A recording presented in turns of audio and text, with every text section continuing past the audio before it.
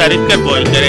In culture उपचारों से परिस्थिति के अनुसार क्रमशः 10 से 20 किलोग्राम प्रति हेक्टेयर की दर से नाइट्रोजन की बचत होती है और भूमि में मौजूद फास्फोरस की उपलब्धता बढ़ जाती है। किसान भाई इसकी खेती प्राय जो परंपरागत तरीके से वो इसका छिड़काव करते हैं, जो बहुत घना लगाते हैं, उनमें कीट और रोग का प्रकोप बढ़ जाता है। जो वैज्ञानिक अनुशंसा है उसके लिए बीज को पंक्ति में लगाना चाहिए और पंक्ति से पंक्ति की दूरी 30 सेंटीमीटर एवं पौधे से पौधे के बीच की दूरी अर्थात बीज से बीज की दूरी 15 सेंटीमीटर रखी जानी चाहिए। बुआई के वक्त ही फ्लूक्लोरालिन नामक शाकनाशी मात्र 1.5 मिलीलीटर दवा 1 लीटर पानी में डालकर उसका छिड़काव इतने भूभाग पर करते हैं जिस पर कि उसको वो कवर कर ले।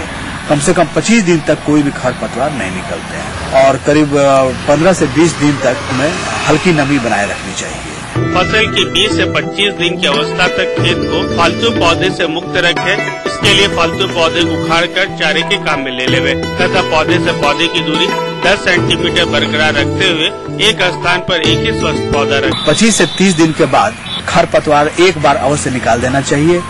इस प्रकार से किसान भाई मूंग की खेती करके मात्र 60 से 65 दिन 1 एकड़ में कम से कम 6 से 7 क्विंटल उपज की अपेक्षा कर सकते हैं। जब उसकी कटाई कर ली जाती है तो उसकी फली को तोड़ने के बाद उसको भूमि में जुताई कर दी जाती है ताकि वो हरी खाद के रूप में वो मिट्टी की उर्वरा शक्ति को बढ़ा दे। तो कटाई के बाद हमारा खरीफ का फसल के लिए समय आ जाता है और अर्थात यह एक तरह से किलर फसल भी है जो बहुत ही कम समय में तैयार होकर एक अतिरिक्त फसल का आपको विकल्प देता है।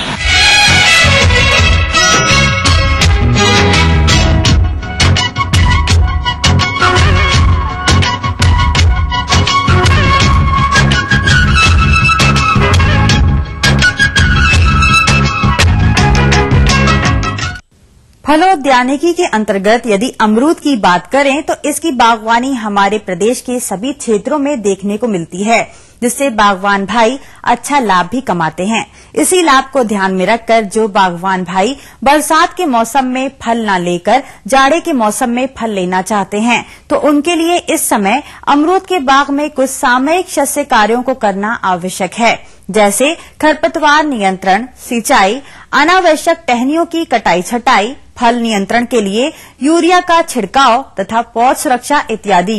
यदि बागवान भाई इसमें किसी भी प्रकार की लापरवाही करेंगे तो इसका परिणाम आपके अमरूद के बाग में खरपतवारों की अधिकता के कारण पौधों का कम वृद्धि विकास एवं सिंचाई के अभाव में पौधों का सूख जाना, इसके अलावा कीट एवं रोगों के प्रकोप के रूप में सामने आएगा। अंततः बागवान भाइयों को आने वाले शरद मौसम में गुणवत्ताहीन एवं कम फलोत्पादन में ही संतोष करना पड़ेगा। इसलिए बागवान भाइयों अमरूद के बाग में इस समय कौन कौन से प्रबंधनों को तथा किस प्रकार से अपनाया जाए जिससे कि आने वाले समय में गुणवत्तायुक्त अधिक से अधिक फलों की प्राप्ति हो सके। इस विषय पर जानकारी के लिए देखिए कार्यक्रम का यह अंश। अमरूद उत्पादक भाइयों, आइए जानते हैं कि अमरूद के बागों में अप्रैल मई माह में कौन कौन से प्रबंधन कार्यों को अपनाया जाए। जहां तक इसमें उर्वरक प्रबंधन की बात है तो 6 वर्ष या इससे अधिक आयु के वृक्षों को 60 किलोग्राम गोबर की खाद, 360 ग्राम नाइट्रोजन, 180 ग्राम फास्फोरस, 360 ग्राम पोटाश प्रति वृक्ष संस्तुत किया गया है। पोटाश एवं फास्फोरस तथा नाइट्रोजन उर्वरकों की आधी मात्रा का प्रयोग आप फरवरी माह में कर चुके होंगे तथा शेष नाइट्रोजन उर्वरकों को आधी मात्रा अक्टूबर माह में देंगे। इनकी शस्य क्रियाओं के अंतर्गत बाग की साफ सफाई करते रहना चाहिए। अमरूद के थालों के पास अच्छी प्रकार से निकाई गुड़ाई कर खरपतवारों को हटा दें तथा थालों की गुड़ाई का काम कर दें। इसके उपरांत गर्मी में प्रति सप्ताह सिंचाई करनी चाहिए, परंतु सिंचाई का यह कार्य प्रति सप्ताह उन किसान भाइयों के लिए संस्तुत है जो बरसात की फसल लेना चाहते हैं। किसान भाइयों, अमरूद में मुख्य रूप से 2 बार फूल आते हैं। प्रथम मार्च से मई के बीच, जिसके फल बरसात में मिलते हैं, तथा दूसरी बार जुलाई अगस्त में, जिससे फल जाड़े में मिलते हैं। प्रायः देखा गया है कि अमरूद की बरसात वाली फसल में कीट रोगों का अत्यधिक प्रकोप हो जाने के कारण इस फसल से किसान भाइयों को बहुत अच्छा उत्पादन नहीं प्राप्त होता। अतः जो किसान भाई बरसात की फसल न लेकर जाड़े की फसल लेना चाहते हैं, उनके लिए इस समय बरसात वाली फसल में फलन नियंत्रण एक आवश्यक पहलू है।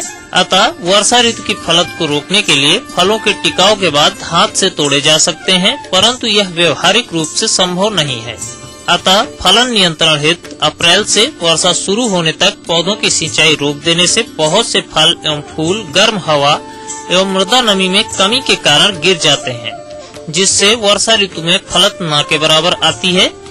यदि इस अवधि में वर्षा हो जाती है तब नैप्थलीन एसिटिक एसिड के 200 ppm अर्थात 200 मिलीग्राम प्रति लीटर पानी का घोल बनाकर छिड़काव करते हैं।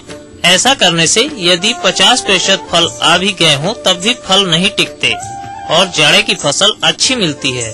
उर्वरक के रूप में प्रयोग की जाने वाली यूरिया अप्रैल मई माह में 10 से 15% अर्थात 100 से 150 ग्राम प्रति लीटर का 10 दिनों के अंतराल पर 2 बार छिड़काव करने से फलन नियंत्रण प्रभावकारी पाया गया है। किसान भाइयों, अब आइए जानते हैं इसमें इस समय लगने वाले प्रमुख बीमारियों के बारे में। तो इसके अंतर्गत पहली बीमारी है तना कैंकर। प्रभावित पौधों की शाखाएं फटने लगती हैं, प्रभावित पेड़ धीरे धीरे सूख जाता है। इसकी रोकथाम हेतु प्रभावित शाखाओं को काटकर निकाल देना चाहिए तथा काटे गए स्थान पर कॉपर ऑक्सीक्लोराइड अथवा ब्लू कॉपर का गाढ़ा घोल लेप कर लगा देना चाहिए। अमरूद के बागों की सबसे भयंकर एवं विनाशकारी बीमारी है उकठा रोग। बीमारी के लक्षण सर्वप्रथम वर्षा ऋतु में दिखते हैं। रोगी पौधों की पत्तियां भूरे रंग कर होकर मुरझा जाती हैं तथा छाल फटने लगती है। प्रभावित वृक्ष की टहनियां एक एक कर तेजी से सूखने लगती हैं तथा पूरा पेड़ सूख जाता है। इसकी रोकथाम हेतु रोग ग्रसित टहनी को 15 से 20 सेंटीमीटर हरे भाग सहित काटकर जला देना चाहिए। 20 से 30 ग्राम कार्बेंडाजिम कवकनाशी रसायन को 10 से 15 लीटर पानी में घोल बनाकर पौधों के जड़ों के पास डालकर तर कर देना चाहिए। यह कार्य वर्ष में 4 बार मार्च, जून, सितंबर एवं दिसंबर में करना चाहिए। व्यावसायिक किस्मों में L49 अर्थात सरदार में इस बीमारी का प्रकोप कम होता है। अतः नए बाग लगाने के इच्छुक किसान भाई इस प्रजाति के पौधों को बाग में लगाएं। अगर इसमें लगने वाले कीटों की बात करें तो इसमें इस समय छाल खाने वाली इल्ली का प्रकोप बहुतायत देखने को मिल सकता है। यह कीट पौधे की मुख्य तथा अन्य शाखाओं की छाल में छेद बनाकर छाल को खाकर पौधे को कमजोर कर देती है। इसके द्वारा छेद के पास छोड़े गए भूरे काले अवशेष से प्रकोप को पहचाना जा सकता है। इसकी रोकथाम के लिए अवशेषों को साफ करके पर पतला तार डालकर इस कीड़े को मारा भी जा सकता है। तने में बनी सुरंग में क्लोरोफॉर्म या मिट्टी का तेल, पेट्रोल या डाइक्लोरोवास रसायन को रुई में भिगोकर भरकर गीली चिकनी मिट्टी से भरकर बंद कर देना चाहिए। इस प्रकार किसान भाइयों, बताई गई बातों का ध्यान अगर आप अपने अमरूद के बागों में रखते हैं तो निश्चित ही आने वाले समय में आपको अमरूद के बाग से अच्छी फलत प्राप्त होगी और आप अच्छा लाभ उठाएंगे। हम फिर हाजिर होंगे लेकिन इस ब्रेक के बाद।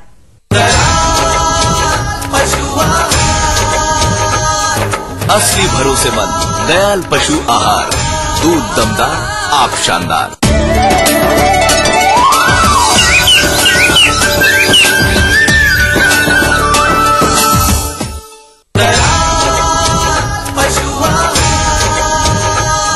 असली भरोसेमंद दयाल पशु आहार, दूध दमदार, आप शानदार। ब्रेक के बाद पुनः आप सभी का स्वागत है।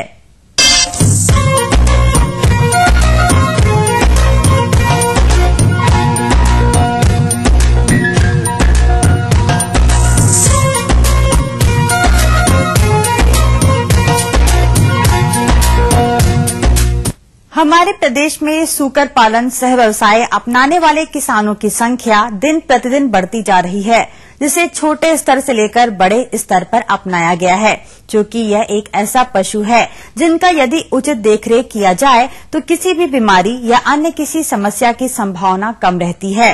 फिर भी इस गर्मी के मौसम में इनकी देखरेख करना आवश्यक है, जिसको सूकर पालक को समझना होगा और उसके अनुसार उसको अमल में लाना है, जैसे कि उनके आहार, आवास एवं देखरेख की विशेष आवश्यकता होती है। अन्यथा किसी प्रकार की लापरवाही से सूकरों का विकास प्रभावित होगा तथा कुछ अन्य समस्याओं के साथ साथ बीमारियों की भी समस्या आ सकती है। अतः किसान भाइयों, आपका सूकर फार्म ठीक प्रकार से विकास करता रहे, इस हेतु कौन कौन से प्रबंधन कार्य करना है, इस विषय पर जानकारी दे रहे हैं फार्म मैनेजर चंद्रशेखर सिंह। है ना, गर्मी आने से पहले अप्रैल का महीना चल रहा है, मई जून में और गर्मी पड़ने लगेगी। मेन चीज इनको नहलवाना, समय समय से धुलाई हमेशा रखना है। तर हमेशा इनका सेट को हमेशा तर रखना चाहिए और 2-3 बार कम से कम सुबह दोपहर शाम 3 बार इनको धुलाई की जाए, जिससे हमेशा ही ठंडे रहें, क्योंकि इनको गर्मी बहुत ज्यादा होती है। कमरे जो है थोड़ा लार्ज स्केल में बड़े बड़े हों, इसके हवादार हों, जिससे उनको हमेशा ठंडा बना रहे। शाम को उसके फुहारा, पानी के फुहारा से खिड़कियों पर कर दिया जैसे बोरे के चादरें लगा करके, तो हमेशा कमरे ठंडे बने रहेंगे। ठंडे रहेंगे तो उनके जो है स्वास्थ्य पे अच्छा असर रहेगा। सूकरों को खान पान के लिए किसान भाइयों को विशेष ध्यान देने की आवश्यकता है, क्योंकि अगर बाजार में उनको सस्ते मूल्य पर जो भी मिल जाता है, चोकर है या गेहूं है सड़ा हुआ मिल जाए, या और कोई होटल आसपास से भोजन मिल जाता है, सड़ा गला भोजन बढ़िया सब उनको, तो उनको समय समय देते हैं, जिससे उनको सर्वाइव होने में ज्यादा मतलब बढ़िया मिलेगा। सूकरों के भोजन के लिए बाजार में उपलब्ध बने बनाए खाद्य पदार्थ प्रयोग में लाए जा सकते हैं, जिनमें मक्का 40%, चोकर 20%, 10% राइस पॉलिश, 10% मैली या मोलेसस तथा उच्च प्रोटीन का मिश्रण 15 से 18%, 2% लवण मिश्रण एवं 1% नमक होना चाहिए।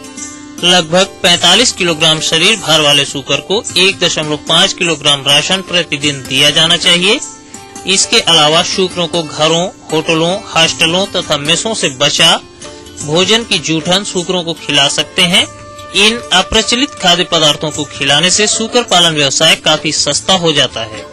पानी उनको जो पिलाया जाए, समरसेबल डायरेक्ट अगर पिलाना है तो पानी में जो गड्ढे हों, जो भी तालाब पानी के लिए बनाए गए हों, उसमें भी समय समय से चूना या ब्लीचिंग पाउडर डालते रहें, जिससे कि पानी उनको स्वस्थ हमेशा जो है बढ़िया मिलता रहे।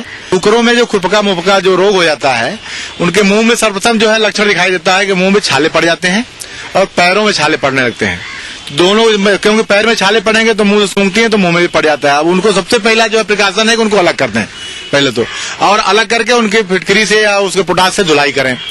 और उसके लिए और भी प्रिकॉशन लेना है, तो सबसे पहले उनको जो है FMD का टीका उस लगवा दें। अगर जिसको 22 दिन नहीं लगा फिर भी हो गया है तो उनको धुलाई करें पोटाश से और फिटकरी से, और उनको अलग कर दें तुरंत। तो जो सूकरों में मेन बीमारी होती है स्वाइन फ्लू की, उनसे संबंधित होती है, उसके लिए टीका लगवाना पड़ता है। तो स्वाइन फीवर का टीका जो है गर्मी आने से पहले लगवा लें अवश्य। स्वाइन फीवर का टीका लगवा लेने से क्या है कि उनको काफी बीमारियों से जो है छुटकारा मिल जाएगा।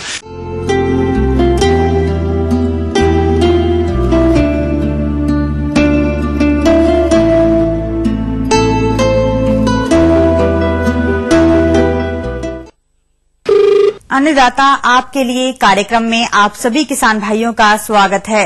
चलिए आगे बढ़ाते हैं आपके द्वारा पूछे गए प्रश्नों के जवाबों की कड़ी को, जिसके तहत पहला प्रश्न पूछा है।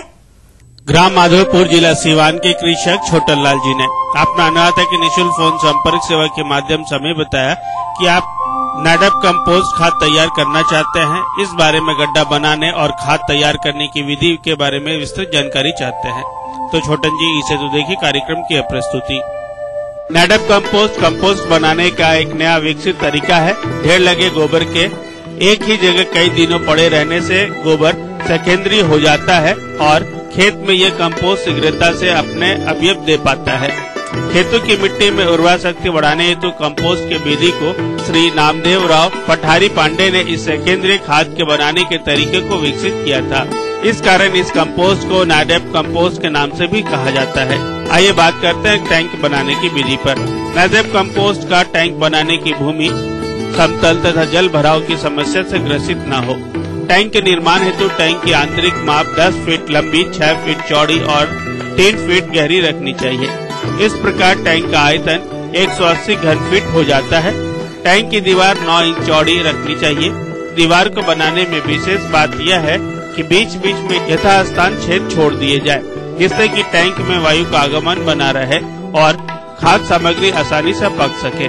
प्रत्येक 2 ईंटों के बीच तीसरी ईंट की जुड़ाई करते समय 7 इंच का छेद छोड़ देना चाहिए। 3 फीट ऊंची दीवार में पहले, तीसरे, छठे और 9वें रद्दे में छेद बने रहने चाहिए। दीवार के भीतरी और बाहरी हिस्सों को गाय या भैंस के गोबर से लेप दिया जाता है।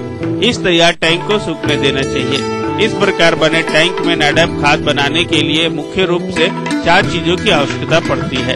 इनमें है व्यर्थ पदार्थ या कचरा, जैसे सूखे हरे पत्ते, छिलके, डंठल, जड़ें, बारीक टहनियाँ और व्यर्थ खाद्य पदार्थ इत्यादि। इस बात का विशेष ध्यान रखते हैं कि इन पदार्थों के साथ प्लास्टिक या पॉलीथीन, पत्थर और कांच आदि शामिल न हो। इस तरह के कचरे की प्रति टैंक 15 से किलोग्राम मात्रा की आवश्यकता होती है। दूसरा है 100 किलोग्राम गाय या भैंस का गोबर या गैस संयंत्र से निकला गोबर का घोल। तीसरा है सूखी महीन छनी हुई तालाब या नाले की मिट्टी 1750 किलोग्राम मात्रा की आवश्यकता होती है। गाय या बैल के बांधने के स्थान की मिट्टी अति उत्तम रहेगी। चौथा है पानी की आवश्यकता काफी हद तक मौसम पर निर्भर करती है। बरसात में जहां कम पानी की आवश्यकता रहेगी, वहीं पर गर्मी के मौसम में अधिक पानी की आवश्यकता होगी। कुल मिलाकर करीब 1500 से 2000 लीटर पानी की आवश्यकता होती है। गौमूत्र या अन्य पशु मूत्र मिला देने से नैडप खाद की गुणवत्ता में बढ़ोतरी होगी।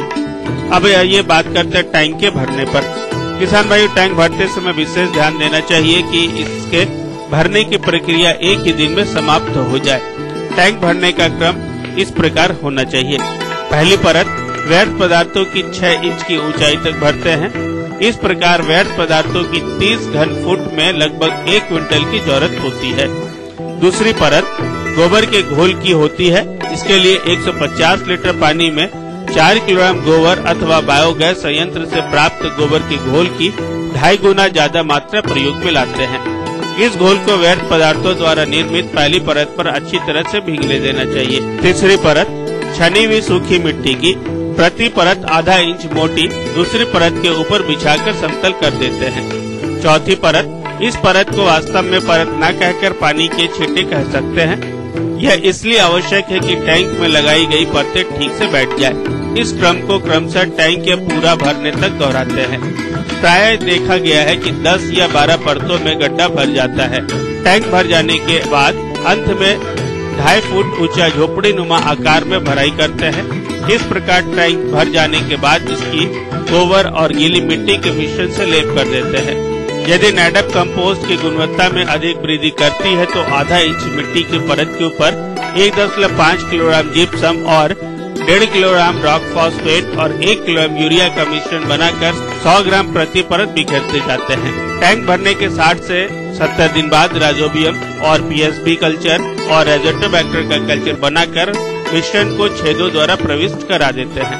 टैंक भरने के 15 से 20 दिन बाद उसमें दरारें पड़ने लगती है तथा इस विघटन के कारण मिश्रण टैंक के नीचे की ओर बैठने लगता है। यह आवश्यक है कि टैंक में 60% नमी का स्तर हमेशा बना रहे। इस तरह से नैडप कंपोस्ट 90 से 110 दिन में बनकर प्रयोग हेतु तैयार हो जाती है। लगभग 3 से 3.25 टन प्रति टैंक नैडप कंपोस्ट बनकर प्राप्त होती है तथा इसका 3.5 टन प्रति हेक्टेयर की दर से खेतों में प्रयोग करना पर्याप्त होता है। इस कंपोस्ट में पोषक तत्वों की मात्रा नाइट्रोजन के रूप में 0.5 से 1.5, फास्फोरस के रूप में 0.5 से 0.9 तथा पोटाश के रूप में 1.2 से 1.4% तक पाई जाती है।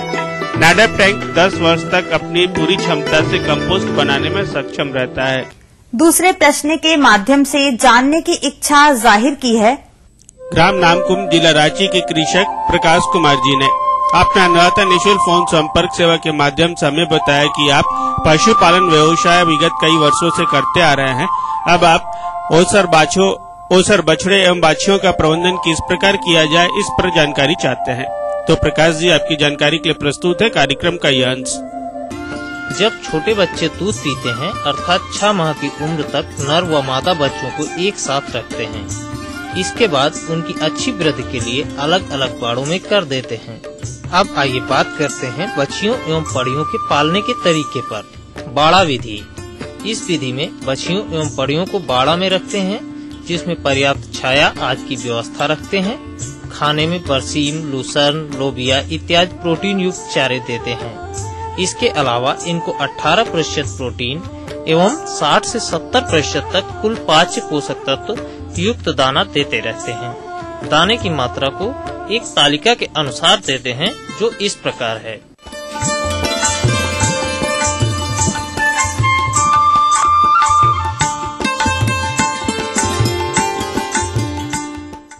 दाना बनाने के लिए चोकर 50%, अनाज 20%, खली 27%, नमक 1%, खड़िया 1% एवं खनिज मिश्रण 1% के हिसाब से मिलाकर दाने को तैयार किया जाता है।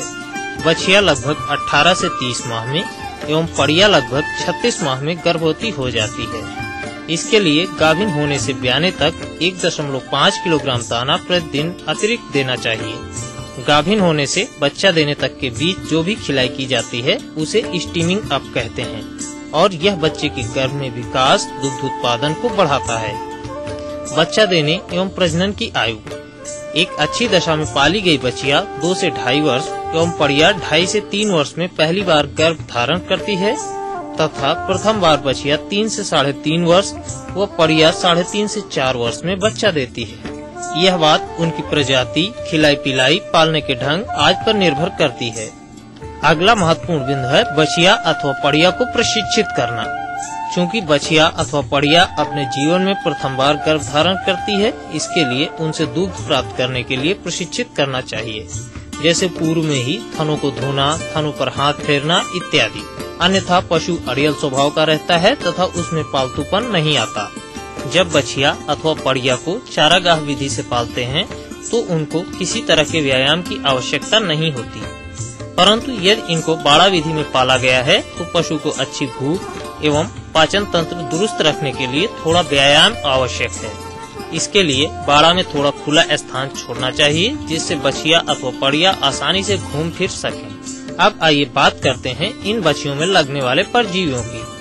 बछिया अथवा पड़िया को 2 तरह के परजीवी नुकसान पहुंचाते हैं, जिसमें पहले प्रकार के परजीवी हैं अंतः परजीवी। यह पशु के पाचन तंत्र में पाए जाते हैं तथा इनके नियंत्रण के लिए बछिया अथवा पड़िया को प्रत्येक 6 माह के अंतराल पर अंतः परजीवी मारने वाली दवा जैसे एल्बेंडाजोल, पिपराजीन, नीलेवर्म इत्यादि देना चाहिए। दूसरे प्रकार के परजीवी हैं बाह्य परजीवी। इन परजीवी के कारण शरीर में खून की कमी हो जाती है जिससे वृद्धि प्रभावित होती है। इनके नियंत्रण के लिए बछियों अथवा पड़ियों को बाहर धूप में बांध देते हैं, फिर 2 मिलीलीटर ब्यूटॉक्स को 1 लीटर पानी में मिलाकर बछिया अथवा पड़िया के शरीर को पोंछते हैं। इस दौरान उनके मुंह पर कोई जाली वगैरह बांध देते हैं जिससे वे अपना शरीर न चाट पाएं। किसान भाइयों, अगला सबसे महत्वपूर्ण प्रबंधन है टीकाकरण का। प्रत्येक बछिया अथवा पड़ियों को संक्रामक रोगों से बचाने के लिए वर्ष में 2 बार टीकाकरण आवश्यक है। प्रथम टीकाकरण बरसात से पहले, इसके बाद दूसरा जाड़े से पहले करा लेने से बछिया अथवा पड़ियों को खुरपका, मुंहपका, टीवी, गला घोंटू, लंगड़िया बुखार आदि बीमारियों से बचाया जा सकता है।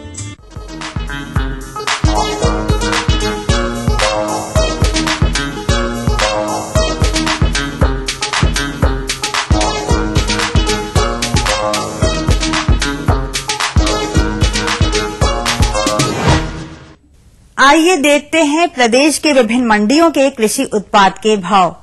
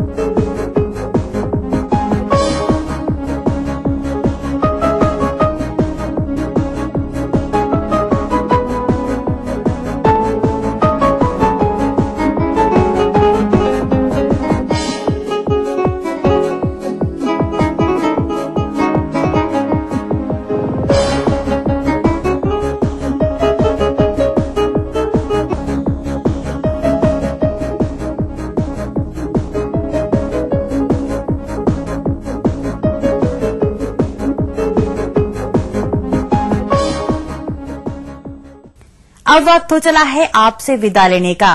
कल हम फिर हाजिर होंगे नई जानकारियों के साथ। आज्ञा दीजिए, नमस्कार।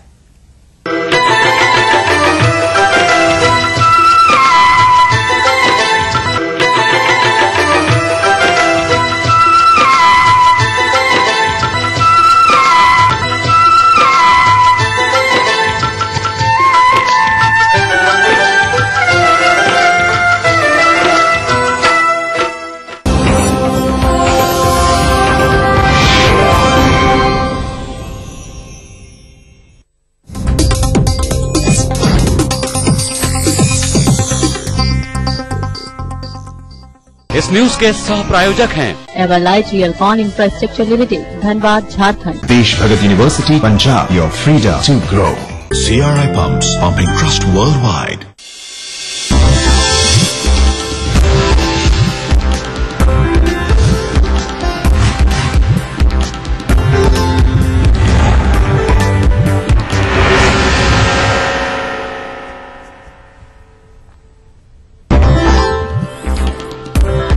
जदयू की जंबो जेट राज्य कमेटी का ऐलान। कमेटी में 381 लोग शामिल। पार्टी में होंगे 76 उपाध्यक्ष और 124 महासचिव। बीजेपी सांसद उदय सिंह ने फिर अपनी ही सरकार पर बोला हमला। कहा हर तरफ भ्रष्टाचार, लोगों को नहीं मिल रहा योजनाओं का लाभ। मोतिहारी से 9 हार्डकोर नक्सली गिरफ्तार। बड़ी मात्रा में हथियार और विस्फोटक भी बरामद। नक्सली साहित्य और वर्दी भी जब्त। गया की मेयर और उनके पति पर 50 लाख रुपए हड़पने का आरोप। धोखाधड़ी का मामला दर्ज। विभा देवी ने बताया राजनीतिक साजिश। और सुप्रीम कोर्ट के आदेश पर 10 विश्वविद्यालयों में वीसी और प्रोवीसी की अंतरिम नियुक्ति। राजभवन से अधिसूचना जारी। 2 आयुक्तों को भी वीसी का प्रभार।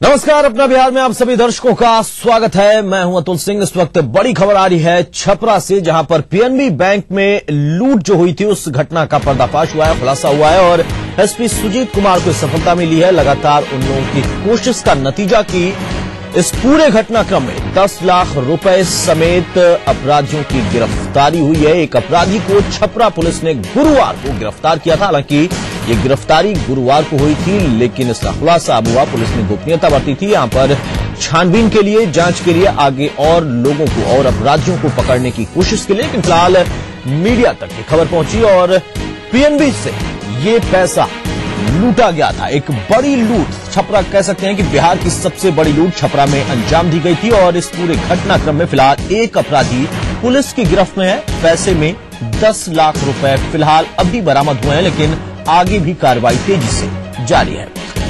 हमारे साथ हमारे सहयोगी कन्हैया जोड़ा, उनसे बात करते हैं। कन्हैया, जानकारी कहां से मिल पा रही है और गुरुवार को ये गिरफ्तारी हुई और जानकारी अब मिल रही है?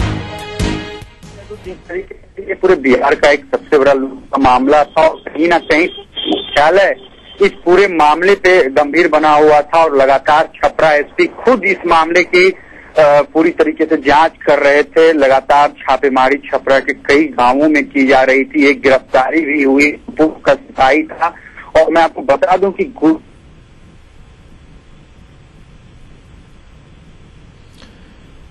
तो तकनीकी खामी की वजह से शायद संपर्क टूट गया हमारे सहयोगी कन्हैया से, लेकिन आपको बता दें कि मुख्यालय भी इस पूरे लूटकांड पर नजर बनाकर रखे हुआ था। एक चुनौती के तौर पर थी ये घटना। बिहार की सबसे बड़ी लूट के तौर पर देखी जा रही थी और फिलहाल यहां पर 10 लाख रुपए रकम बरामद किए गए हैं, लेकिन पूरी रकम अभी बरामद होना बाकी। 10 लाख रुपए की रकम बरामद हुई है और साथ ही साथ एक व्यक्ति गिरफ्तार हुआ। उसके निशानदेही पर आगे भी कार्रवाई तेजी से जारी है। तेजी से इस पूरे घटनाक्रम में खुलासा करने की उम्मीद कर रही है पुलिस, क्योंकि एक सुराग और एक अपराधी पुलिस की गिरफ्त में है।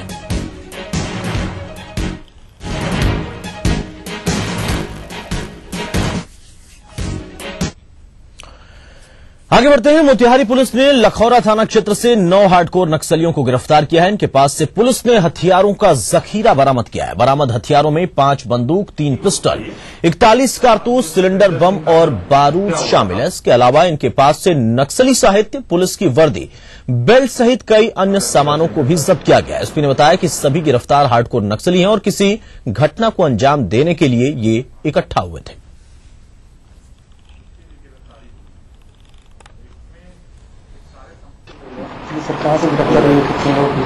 ये लखौरा थाना क्षेत्र में परसों एक हत्या हुई थी।